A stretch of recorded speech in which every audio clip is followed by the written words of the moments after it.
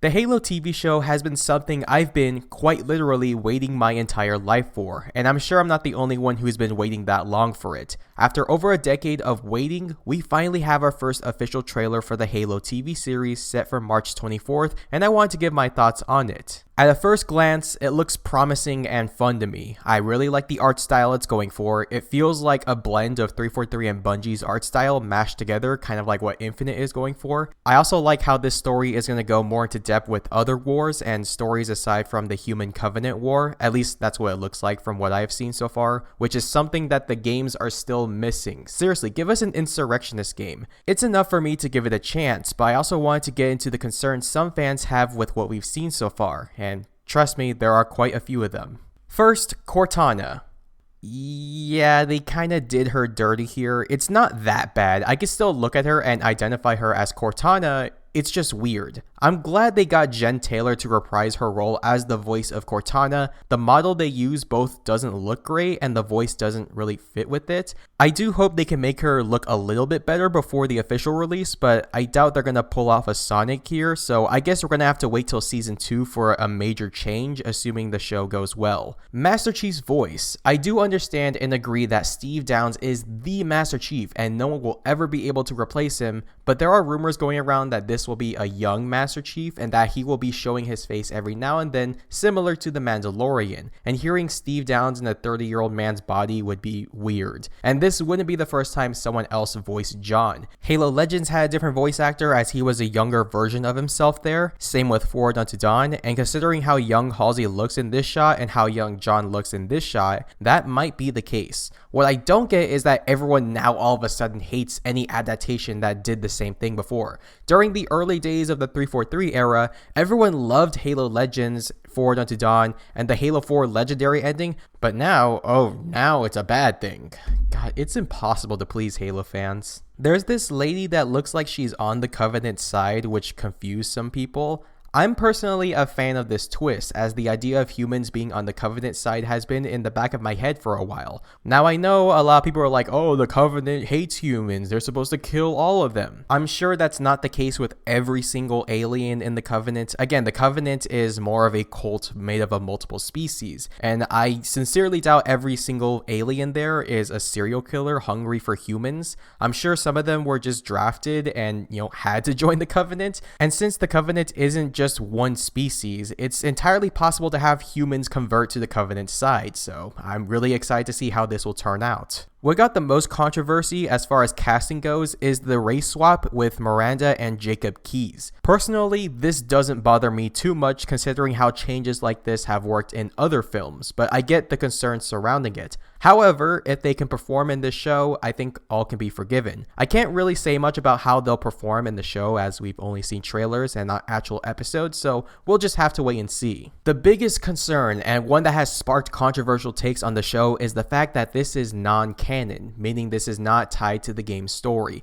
Some Halo fans were pissed at this, saying that it ruins the whole point of the show and that they'll even skip out on the show simply because it's not tied to the main timeline. Making the show non-canon to the game's timeline might have been the best decision they could have made for this show. Now, before you guys dislike the video and start yelling at me in the comments for not being a true Halo fan, hear me out. A problem Halo has with its story is that the timeline is so vast and sacred that one little hiccup would mess everything up, and everyone would beg to make the show non-canon if that happened anyways. There are 16 games, 20 books, and dozens of promotional films, comics, and audio logs. Try making an ongoing series while staying true to the timeline accuracy without any shortcuts or hiccups, all while keeping the story unique and Master Chief as the main star. Damn near impossible if you ask me. What if they just did a repeat of the original trilogy retold as a film, you may ask? I can already tell you that was gonna fail. Stories in video games aren't that good from a spectator's perspective. What makes these stories great is the addition of the player's experiences, which is something you can't replicate in film as film is scripted.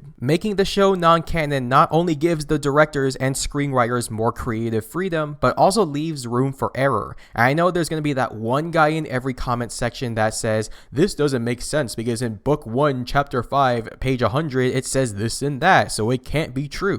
That's the problem with canon stories, as there's only so much information to secure within the timeline that there's no room for creativity and no room for error whatsoever, while also making every episode a waiting game of when something will happen instead of what can possibly happen. Let's use Red Team as an example. Let's say they're introduced halfway into this season. If this show was canon, I know Jerome, Douglas, and Alice are safe from death or any life-threatening injuries since they have to appear in Halo Wars 1 and 2 at some point in the future, meaning I already know their fates before they get their time to shine. But since this show is non-canon, anything is possible. Maybe Douglas dies, or Alice gets paralyzed from an injury. Their fate and the entire story being unknown is what's going to make watching the show exciting, since I have no idea what's going to happen next. Let's also look at this from a worst case scenario. If the story is truly garbage, if the actors can't perform, and the overall show doesn't live anywhere near up to the expectations, it's non-canon. We can forget it ever happened. If it were canon, whatever mistakes happened in the show, that's stuck in the timeline and we have to live with it. This was an issue with the last Airbender series. Avatar was great.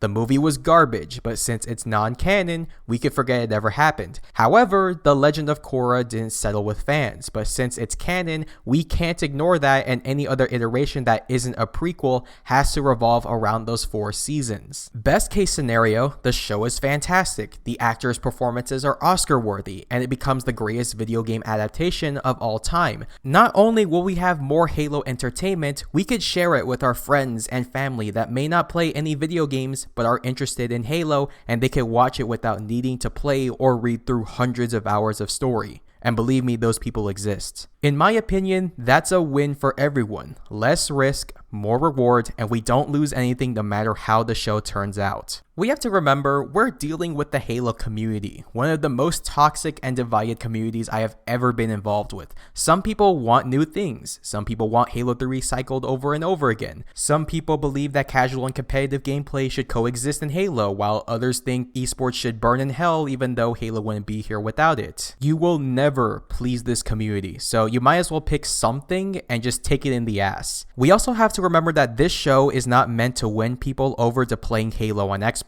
or PC, and this is definitely not meant to be just for Halo fans. The goal of the show, aside from profit, is to spread Halo to audiences that may not be interested in video games but are interested in the story of Halo. For example, I'm really interested in the story of The Witcher, but I really don't like the open world RPGs. I just think they're boring. The solution is the Netflix show. It's non-canon and it doesn't require that much past knowledge. I think one of the main reasons why the show is getting so much negative feedback by fans is because of the mental picture we've implanted in our heads not being met. A Halo film has been in high demand for as long as Halo has been popular. For decades, we didn't get much. A few promotional films here and there, but nothing official. And because it's been so long since the official announcement back in 2014, our expectations were through the roof. And now that it's here, it's somewhat disappointing to the fans that waited this long. This could also be because of companies like Marvel raising the standards of what a TV show should look like, from actual good CGI to even recasting the actors from the movies, which is something you don't see often if you watch a lot of TV shows. Now that we've seen that it's possible to have all of that in a TV series, everything else looks disappointing compared to it. What I've seen in the show's trailer is usual TV stuff. Odd casting, weird CGI, non-canon stories. I'm used to this, and overall, I'm really excited for this series. That doesn't mean I'm not concerned as well. Hollywood hasn't really treated video games well for the past few decades. Most video game adaptations have been either metacore at best or complete shit shows at worst. Both Doom movies sucked ass. Assassin's Creed flopped. Any movie after Resident Evil 2 didn't happen in my eyes. Super Mario Brothers.